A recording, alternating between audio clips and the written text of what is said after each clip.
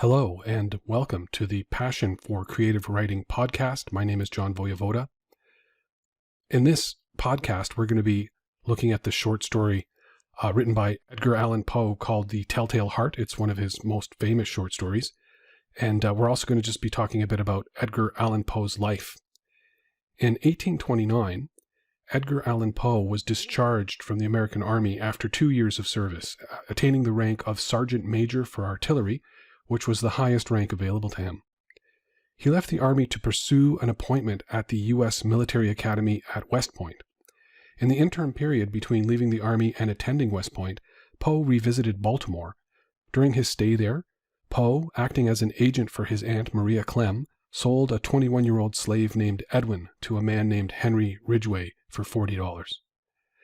The bill of sale for this transaction is in the Enoch Pratt Free Library in Baltimore. It states in summary, "Know all men by these presents that I, Edgar Allan Poe, sell unto Henry Ridgway a negro man named Edwin." Poe, who was orphaned at an early age and who had by this time accumulated massive gambling debts at the University of Virginia, was trying to find his own place in his society, having left the University of Virginia without graduating, was on his way to West Point to see if he could succeed there. He didn't. He was court-martialed and formally dismissed from the academy 1 year later on March 6th, 1831. I can't think of a more soul-destroying task than to sell another human being into slavery.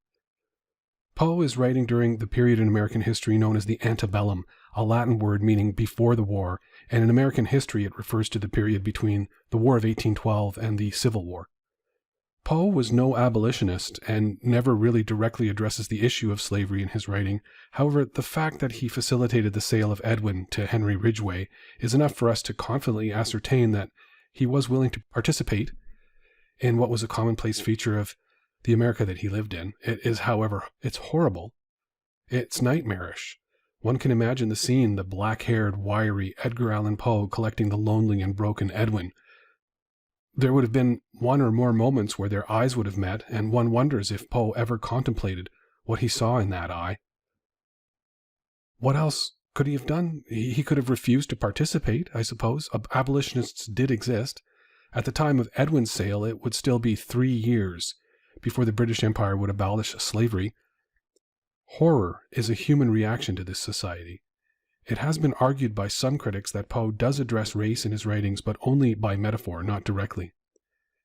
Poe was a man who needed to rise. He had alienated himself from his stepfather, and he had to hustle in any way he could. I get a sense when reading his writing that his heightened language invites his readers to enter into his erudite world, to feel as if you're in some kind of intellectual elite, only to be confronted with the darkness of a soul that is in total damnation. Poe wanted his readers to be pulled into a place where they couldn't understand the nightmare. Poe lived in a world that was a nightmare, a cold-hearted society where being accepted was a matter of life and death, an America that would need to convulse into a bloody and vicious civil war where 620,000 people would die, not only from slaughter on the battlefield, but off the battlefield from disease and festering wounds. His society was damned, and his genre of horror was the product of a person who was an authentic, tortured soul. And I think we can really see that in this particular short story, The Telltale Heart, which I'm going to read right now, and then afterwards I want to talk about it a bit. True. Nervous. Very, very dreadfully nervous I had been and am. But why will you say that I am mad? The disease has sharpened my senses, not destroyed, not dulled them. Above all was the sense of hearing acute. I heard all things in the heaven and in the earth. I heard many things in hell. How, then, am I mad? Hearken and observe how healthily, how calmly I can tell you the whole story. It is impossible to say how first the idea entered my brain, but once convinced, it haunted me day and night. Object there was none. Passion there was none. I loved the old man. He had never wronged me. He had never given me insult. For his gold I had no desire. I think it was his eye. Yes, it was this. He had the eye of a vulture, a pale blue eye with a film over it. Whenever it fell upon me, my blood ran cold, and so by degrees, very gradually, I made up my mind to take the life of the old man, and thus rid myself of the eye forever. Now this is the point. You fancy me mad? Madmen know nothing. But you should have seen me. You should have seen how wisely I proceeded, with what caution, with what foresight, with what dissimulation I went to work. I was never kinder to the old man than during the whole week before I killed him. And every night, about midnight, I turned the latch of his door and opened it, oh, so gently, and then, when I had made an opening sufficient for my head, I put in a dark lantern all closed, so that no light shone out, and then I thrust in my head. Oh, you would have laughed to see how cunningly I thrust it in. I moved it slowly, very, very slowly, so that I might not disturb the old man's sleep. It took me an hour to place my whole head within the opening so far that I could see him as he lay upon his bed. Ha! Would a madman have been so wise as this? And then, when my head was well in the room, I undid the lantern cautiously, oh, so cautiously, for the hinges creaked. I undid it just so much that a single thin ray fell upon the vulture eye. And this I did for 7 long nights. Every night, just at midnight. But I found the eye always closed, and so it was impossible to do the work, for it was not the old man who vexed me, but his evil eye. And every morning, when the day broke, I went bodily into the chamber and spoke courageously to him, calling him by name in a hearty tone, and inquiring how he had passed the night. So you see, he would have been a very profound old man indeed to suspect that every night, just at 12, I looked in upon him while he slept. Upon the 8th night, I was more than usually cautious in opening the door.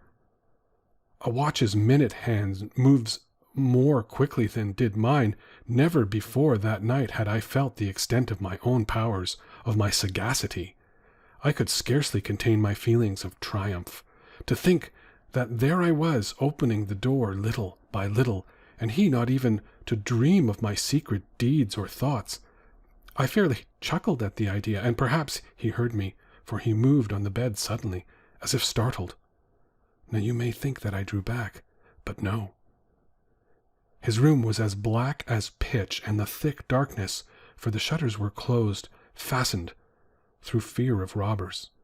And so I knew that he could not see the opening of the door, and I kept pushing it on steadily. I had my head in, and was about to open the lantern when my thumb slipped on the thin fastening, and the old man sprang up in the bed, crying out, "Who's there?" I kept quiet, still, and said nothing. For a whole hour I did not move a muscle, and in the meantime I did not hear him lie down. He was still sitting up in the bed, listening, just as I have done night after night, hearkening to the death watches in the wall. Presently I heard a slight groan, and I knew it was the groan of mortal terror. It was not a groan of pain or of grief. Oh no, it was the low, stifled sound that arises from the bottom of the soul when overcharged with awe. I knew the sound well. Many a night, just at midnight, when all the world slept, it has welled up from my own bosom, deepening with its dreadful echo the terrors that distracted me. I say I knew it well. I knew what the old man felt, and pitied him, although I chuckled at heart. I knew that he had been lying awake ever since that first slight noise, when he had turned in the bed. His fears had been ever since growing upon him. He had been trying to fancy them causeless, but could not. He had been saying to himself, "It is nothing but the wind in the chimney. It is only a mouse crossing the floor, or it is merely a cricket, which has made a single chirp." Yes, he has been trying to comfort himself with these suppositions, but he had found all in vain, because death in approaching him, had stalked with his black shadow before him and enveloped the victim. And it was the mournful influence of the unperceived shadow that caused him to feel, although he neither saw nor heard, to feel the presence of my head within the room. When I had waited a long time, very patiently, without hearing him lie down, I resolved to open a very, very little crevice in the lantern. So I opened it. You cannot imagine how stealthily, until at length a single dim ray, like the thread of the spider, shot from out the crevice and fell upon the vulture eye. It was open, wide open, and I grew furious as I gazed upon it. I saw it with perfect distinctness, all a dull blue, with a hideous veil over it that chilled the very marrow in my bones, but I could see nothing else of the old man's face or person, for I had directed the ray as if by instinct precisely upon the damned spot. And now, have I not told you that what you mistake for madness is but over-acuteness of the senses? Now, I say, there came to my ears a low, dull, quick sound, such as a watch makes when enveloped in cotton. I knew that sound well. It was the beating of the old man's heart. It increased my fury as the beating of a drum stimulates the soldier into courage. But even yet I refrained and kept still. I scarcely breathed. I held the lantern motionless. I tried how steadily I could maintain the ray upon the eye. Meantime, the hellish tattoo of the heart increased. It grew quicker and louder every instant.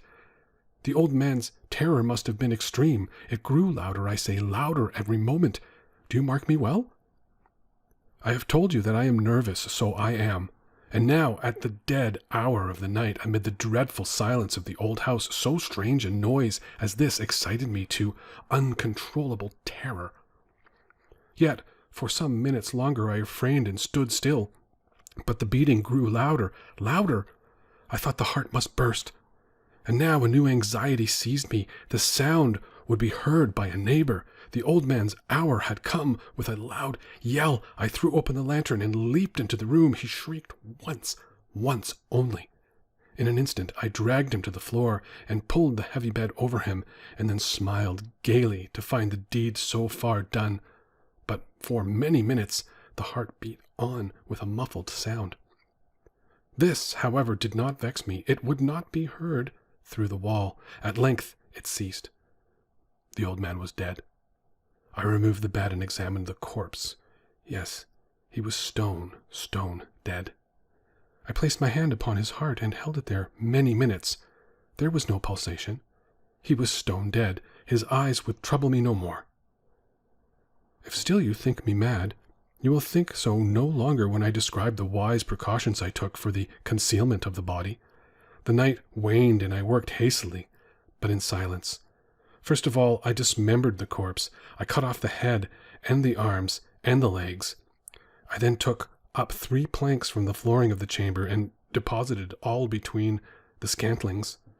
I then replaced the boards so cleverly, so cunningly that no human eye, not even his, could have detected anything wrong.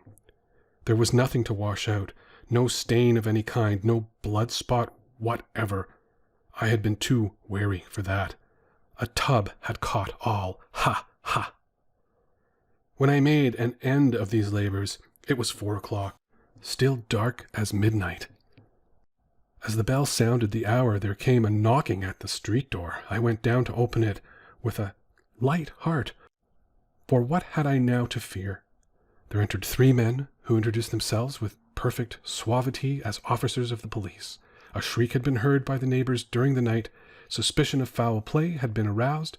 Information had been lodged at the police office, and they, the officers, had been deputed to search the premises.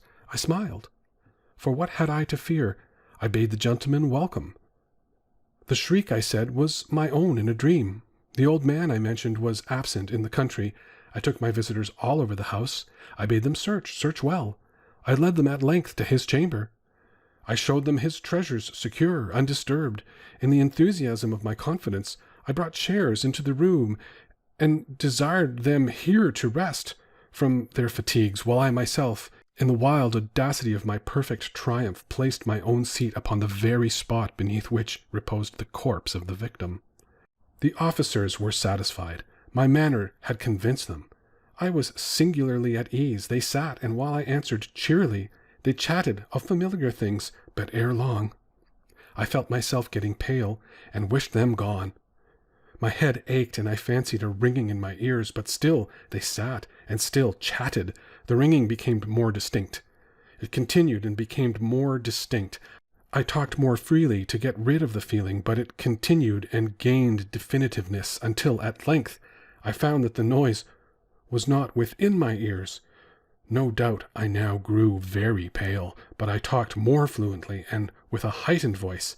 Yet the sound increased, and what could I do? It was a low, dull, quick sound, much such a sound as a watch makes when enveloped in cotton.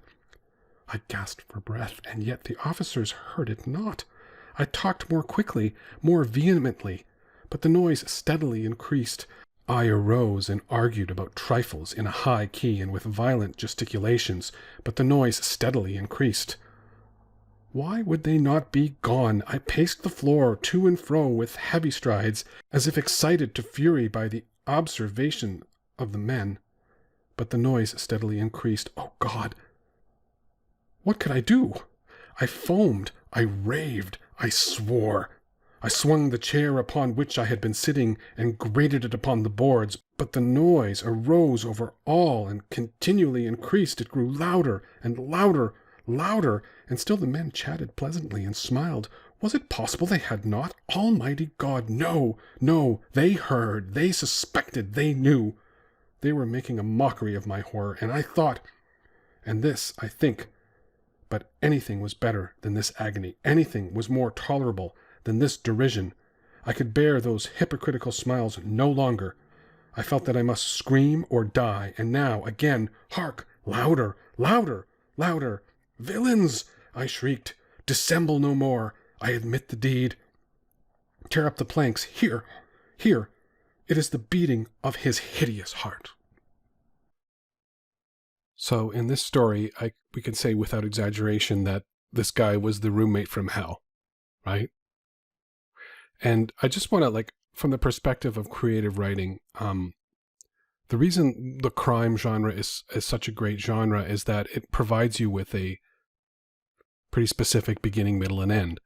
So you have a beginning where the person is contemplating the crime, the middle where the crime is being executed, and the end where, of course, the person is caught. And so it makes a really nice, complete story with an arc and all that. And it also provides an opportunity to explore themes. However, it's pretty tired and overused. But, it wasn't at that point.